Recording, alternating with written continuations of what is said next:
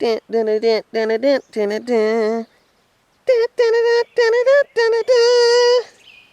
that for an intro? She's pretty, ain't she? So, been waiting 4 weeks to take delivery of this girl. There she is. Got myself a tractor. So what we're looking at here is a Mahindra Max 24. Kind of went out of my comfort zone on price and bought this guy brand new. I was definitely looking for used, but for one, there's none of these used out there. The one I did find, pretty much should have bought new. So it's a tractor. They hold their value really good, obviously. So obviously that's the front loader. It says a 3-cylinder Mitsubishi diesel under the hood. Notice it is a Max series, not a E-Max. I'll go over differences here in a little bit. Anything else I can think of as we go here? I can't think of anything at the moment. You can just look in all her glory. Backhoe. All I've done is drive it around the yard, tried out all the functions. It's got me all excited to use.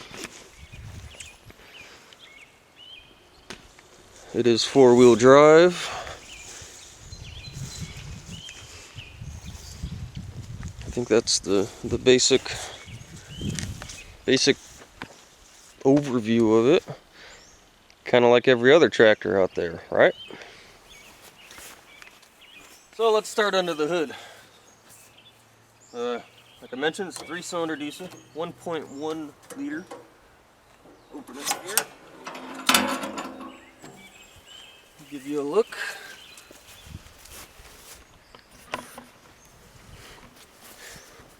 I guess they call this the long stroke motor. Usually, most of the other competitors, such as John Deere and Kubota, they run 0.9 liter motors, but they wind them out a little bit higher, a little higher RPMs. This one here is a 1.1 liter, so they actually keep the RPMs a little lower, which a lot of people argue about and say this is more reliable, lasts longer, which kind of makes sense. You can see all the basics. Let me see if I can do this one-handed here. These side panels pop off and slide out. Side panel is off. Bugs flying around in front of me. You can see that gives you a little more access to oil filter, dipstick, fuel filter. Under the hood is accessible by the air filter is accessible under the hood. All the little basics. Looks like it could use a little top off on the coolant. It's at the low mark, but she's pretty, probably not too hot. See, really tiny motor in there. Little 3-cylinder. Obviously liquid cooled, with a little screen in front of the radiator so you can clear out all the bugs and the grass. I'm not going to pull this side cover off, but it's the muffler on top. You can see the alternator, little guy down there. Little alternator, fit in the size of your hand. Pretty cool. Starters down on that side too. Not much else to really see there. This is a 24 horse.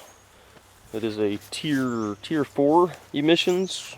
So this is their final government mandated emissions system. That's one thing I wanted to see. This one's supposed to have an EGR valve, which would have to be on the intake side, I'm guessing. Mitsubishi went EGR instead of running exhaust filters and running the exhaust fluid and all that junk. Yeah, I don't see it right off the bat here, but it's in there. It's tier 4. That's why it's 24 horse now, I guess. Before, last year's model was 25 horse. This one's actually like 24.5 horse. Jeez, if you want to get technical. Let's move on. Alright, to explain something here, the reason I chose the Max series over the E-Max series is because this little guy is built like a real tractor. know if you can see. You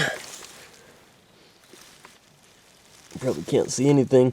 Basically, this thing is built, the rear end is bolted to the transmission, which is bolted to the engine. So the drivetrain is basically the chassis. I mean, it does have, well, yeah, you can see how, I don't know if you probably can't see anything, but all this structure along here, what looks like a frame, is for the front loader, and it's all, it's mounted directly to the engine block. So that's why I went with the Max series versus an E-Max. An E-Max has a little tiny ladder frame, it's got little motor mounts, it's got little drive shafts for the motor to the rear end. Just not quite as heavy duty built, but that's the way they're doing the subcompacts now. Which really is nothing, there's nothing really wrong with it being the ladder frame construction. I'm sure it would last just as durable and everything, but just for my peace of mind, I liked this series. Now this tractor here does outlift and outperform the John Deeres and the Kubotas and all the other brands, because all the other brands are using that ladder frame, so this will lift a couple hundred more pounds. One other thing to note is the tires on this are actually a little bigger than competitors. We'll just say competitors. Oh, I have to go here and look. Little front tires here, since I don't remember this. I haven't even looked at the tire size in a while, and there it is. Got 20 inch by 8 inch on a 10 inch rim. I think other guys are using like 18 inch wheels or 18 inch tires, something like that. And the rears are 27 by 12.5 on a 15 inch rim. The other guys are using like a 25 inch tire, so this actually has bigger tires, which just makes it look a little better. Doesn't look as dinky as the little guys. Front axle, pretty heavy duty.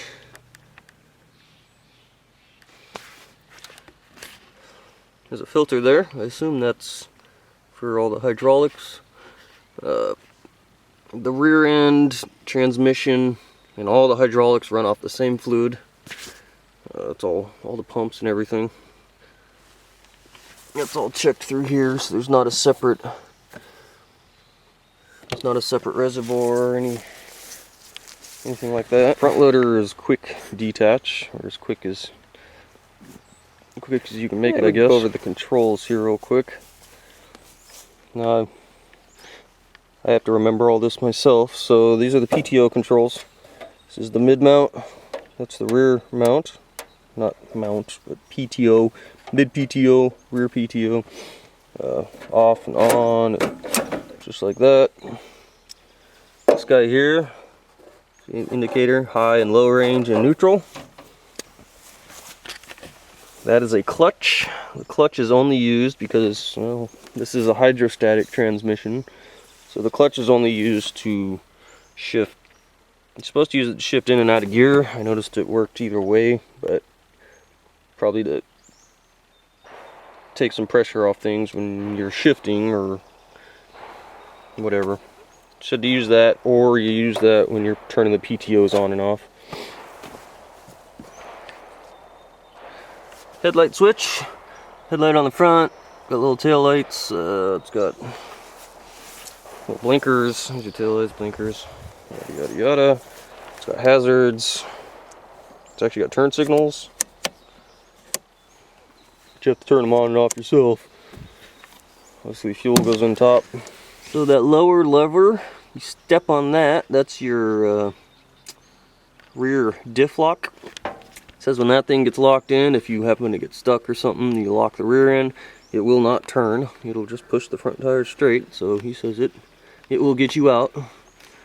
The upper lever is, I don't remember. Might be, I think that's the 4-wheel drive actually. I'm gonna remember that. I think that's 4-wheel drive. I think that just goes up and down. Yeah, like that. We're on the passenger side. This here is the rear three-point lift, whatever you want to call it. So I guess it's all the way down for when you have the backhoe on. can put it up, and you can put a stop. You can change your stop, put it wherever you want. That way you'll always have the same spot if you're, you know, using the back blade or a plow or whatever the heck you're doing. This is the front loader. Pretty simple. Back and forth, and you can see it moved. And then curl side to side. Got little instructions there. I guess fast dump is just drop and curl at the same time, I think. I'm not sure. Haven't played around with it too much. Key switch. It's got glow plugs and starting. That down there is the parking brake. Parking brake lock. I'm not sure what this is. Gotta look into that still. But it's right next to the parking brake. I think I have the parking brake on. You step on the brake pedal and pull that up, and it just holds the brake pedal. If I step on the brake pedal, it releases. Pretty simple. This guy here, I have no idea what that is. Oh, that's for the pedal. This has a, I guess, a different style pedal. I guess some tractors, I guess they have a forward and reverse next to each other. I think that's the normal style. This has forward that way, rear, you can step on it with your heel. Some people don't like it, some people just need to get used to it. I think it'll be fine. That's your brake pedal. These are both brake. They're actually locked together. It's got a little deal in the back there that I think you can just swing out of the way if you want to, because you can actually control left and right if you need to turn really sharp or something. I don't imagine having to use that very often. That's about it for the controls. Obviously, this is a seat. Move the seat around, slide it. This here's another switch we can get to. That's sort of spinning the seat around to use the backhoe. Backhoe controls.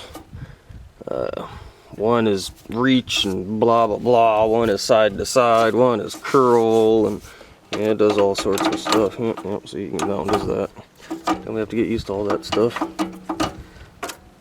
These two guys are the downriggers, outriggers. I'm gonna figure out what the hell they're called. Pretty basic. So let's do a little demonstration. It's comfortable. Yeah, adjustable seat. So